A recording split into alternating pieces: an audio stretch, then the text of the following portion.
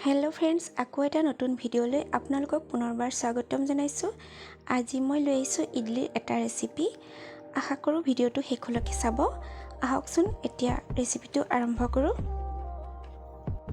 ইডলি বনাবলৈ মই ইয়াত 1 কাপ মেজাৰমেন্ট কাপেৰে 1 কাপ সুজি লৈছো আৰু 1 কাপ দৈ লৈছো। আৰু যদি আপোনালোকে চাহ খোৱা কাপেৰে লয় তেতিয়া 2 কাপ সুজি ল'ব লাগিব আৰু 2 কাপ দৈ ল'ব লাগিব। আৰু লৈছো সৰু চামুচেৰে এচামুচ নিমখ। এই আটাইখিনিতে মই ভালদৰে মিক্স কৰি লৈছো আৰু হে একেটা মেজাৰমেন্ট কাপেৰে পানী লৈছো।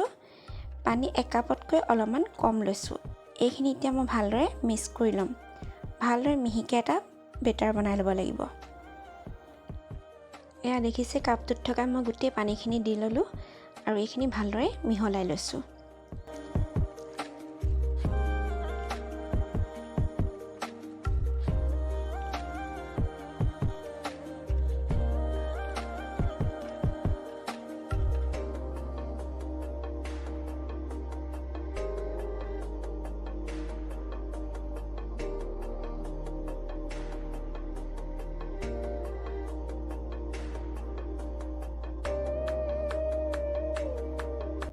এইখিনি ভালদৰে মিহলাই লোৱা হৈ গ'ল।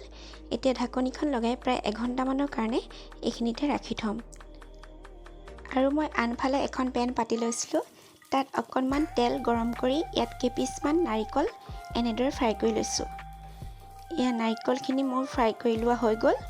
এতিয়া এটা মই মিক্সি জাৰ লৈছো আৰু তাত অলপমান কেঁচা বাদাম, এবাটি কেঁচা বাদাম মই বাদামখিনি ফ্ৰাই কৰি লৈছিলো আৰু বাকলিখিনি গুচাই লৈছিলো।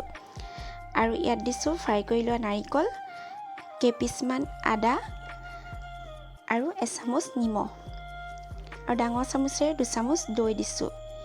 এইখিনিতে মিক্সিত ভালদৰে মিহিকে পিচি লম। ইয়া মই মিক্সিত ভালদৰে মিহিকে পিচি ললো।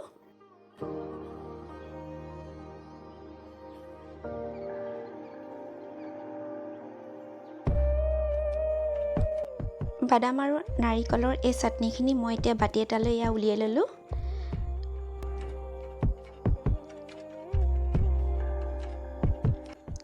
এইফালে মই গেছত আকৌ এবাৰ এখন পেন পাতি লৈছো আৰু তাত অলপমান মিঠাতেল দিছো আৰু তেলখিনি এতিয়া মই ভালদৰে গৰম হ'বলৈ দিম। ইয়া তেলখিনি ভালদৰে গৰম হৈ গ'ল।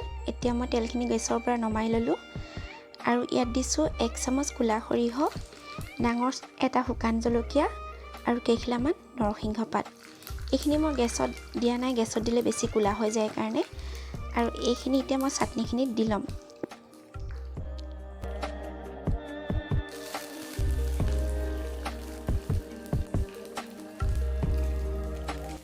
তেলখিনি মই চাটনিখিনিৰ ওপৰত দি ললো আৰু এইখিনি এতিয়া ভালদৰে মিহলাই লৈছো। নাৰিকল আৰু বাদামৰ চাটনি ৰেডি হৈ গ'ল ইডলিৰ লগত খাবৰ বাবে।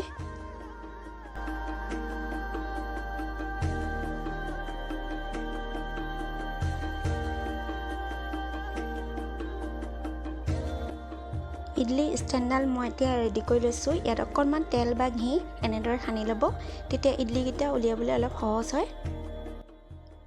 গোটেই ষ্টেণ্ডডালত মই এনেদৰে ৰিফাইনখিনি সানি ললো। এতিয়া ইয়াৰ বেটাৰটোত 1 চামুচ ইনো দি লৈছো আৰু ইনোখিনি দি বেছিকৈ মিক্স কৰিব নালাগে, অকণমান মিক্স কৰি ল'লেই হ'ল। ইয়াৰ বেটাৰটো কেকৰ বেটাৰটোতকৈ অকণমান ডাঠ হ'ব লাগে। এয়া চাওক দেখাইছো, ইমানটো জোখৰ হ'লেই হ'ল।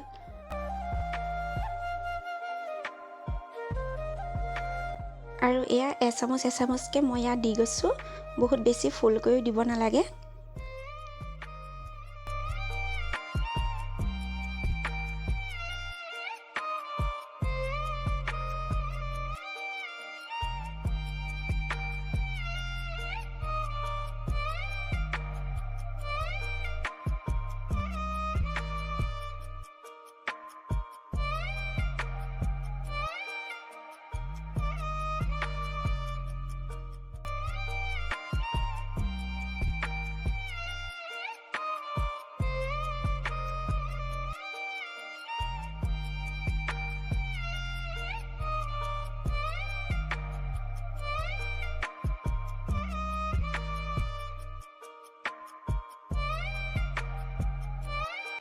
আৰু ইয়াত কুকাৰ এটা এনেদৰে পাতি লৈছিলো, তাত 1.5 গ্লাছ পানী উতলিবলৈ দিছিলো আৰু ইয়াতে ইডলি ষ্টেণ্ডডাল দি দিছো।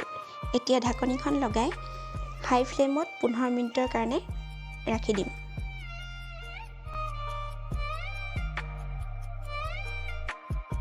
পোন্ধৰ মিনিটৰ পিছত ঢাকনিখন আঁতৰাই লৈছোঁ আৰু ইয়াৰ চাওক টুথপিক এডাল ভৰাই দেখাইছোঁ। ইয়াৰ ইডলি বেটাৰখিনি লাগি অহা নাই, গতিকে ইডলিকেইটা ৰেডি হৈ গ'ল। এতিয়া এইখিনি গেছৰ পৰা নমাই লৈছোঁ।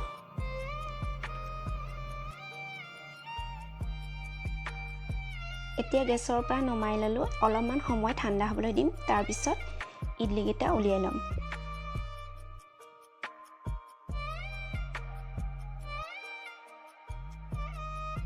ইডলিকেইটা ঠাণ্ডা হ'লত মই এনেদৰে চুৰি এখনেৰে ইডলিকেইটা উলিয়াই লৈছোঁ।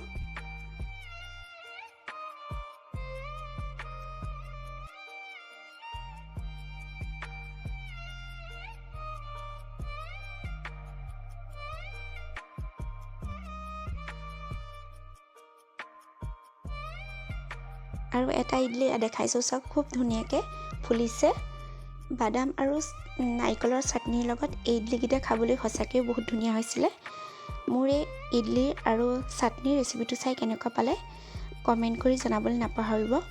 যদি ভিডিঅ'টো চাই ভাল লাগিল লাইক এটা কৰি দিব, আৰু যিসকল মোৰ চেনেললৈ নতুনকৈ আহিছে তেওঁলোকে মোৰ চেনেলটো প্লিজ ছাবস্ক্ৰাইব কৰি দিব।